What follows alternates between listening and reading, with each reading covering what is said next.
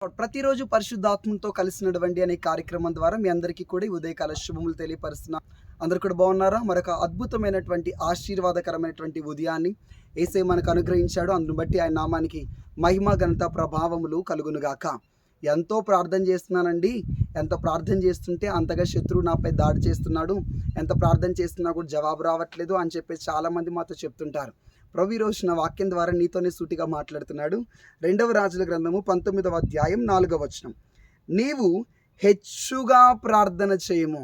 ఇన్ని రోజులు ఇంతసేపు 5 నిమిషాలే ప్రార్థన చేస్తున్నావు, గంటే ప్రార్థన చేస్తున్నావు. ఇక మీదట ఇంకో గంట ఎక్స్ట్రా ప్రార్థన చేయి, హెచ్చుగా ప్రార్థన చేయండి. గంట సేపు ప్రార్థన చేస్తున్నావు, ఇప్పటి నుంచి ఇక 3 గంటలు ప్రార్థన చేయి.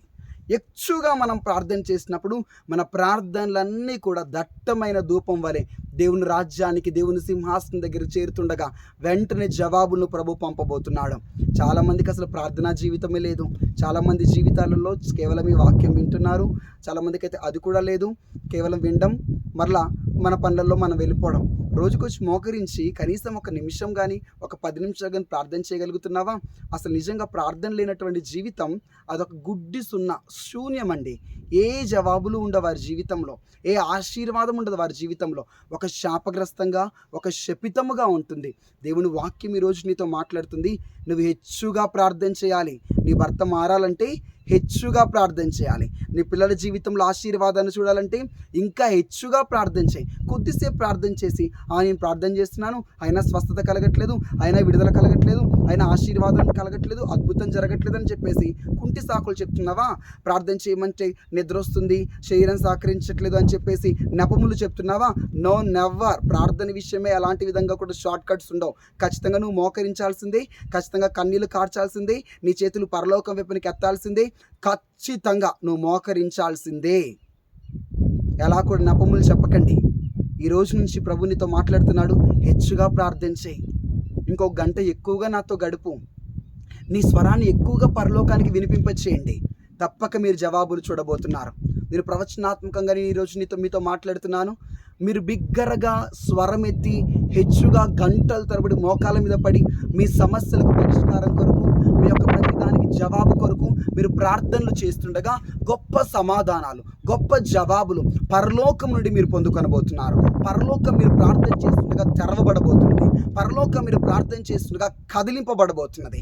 మీ సమస్యలన్నీ కూడా పటాపంచలు కాబోతున్నాయి. నీ భర్త మోకాళ్ళని వంగని వెంటి నీతో పాటు కూడా మోకరించబోతున్నాడు. నీ పిల్లల భవిష్యత్తులో గొప్ప విజయాలు మీరు చూడబోతున్నారు. ఎప్పుడు? హెచ్చుగా ప్రార్థన చేసినప్పుడు. ఈ రోజు నుంచే ఈ మాటలు వింటుండగానే ఒక బలమైన ప్రార్థన ఆత్మ వింటున్న వారిపై ఇప్పుడే దిగునుగాక. శక్తివంతమైన ప్రార్థనా పనులు లేవనెత్తబడుదురుగాక. ఒకప్పుడు ఉపవాసాల నుండి కన్నీళ్లు కారుస్తూ రాత్రంతా ప్రార్థించినటువంటి నీవు ఇప్పుడు పడిపోయి ఆగిపోయావా? ప్రభు మరలా నిన్ను లేవనెత్తుతున్నాడు. హెచ్చుగా ప్రార్థన చేయమని చెప్తున్నాడు. ఆయన దగ్గర గంటల తరబడి గడపమని చెప్తున్నాడు. కళ్ళు మూసుకొని ప్రార్థన చేద్దాం. పరిశుద్ధాత్ముడి యొక్క మాట్లాడుతుండగానే మీపై దిగి వస్తున్నాడు. లార్డ్, ప్రతి ఒక్కరిపై ప్రార్థన ఆత్మ బలముగా దిగి వచ్చును గాక. ప్రార్థన అభిషేకం బలముగా దిగి వచ్చును గాక.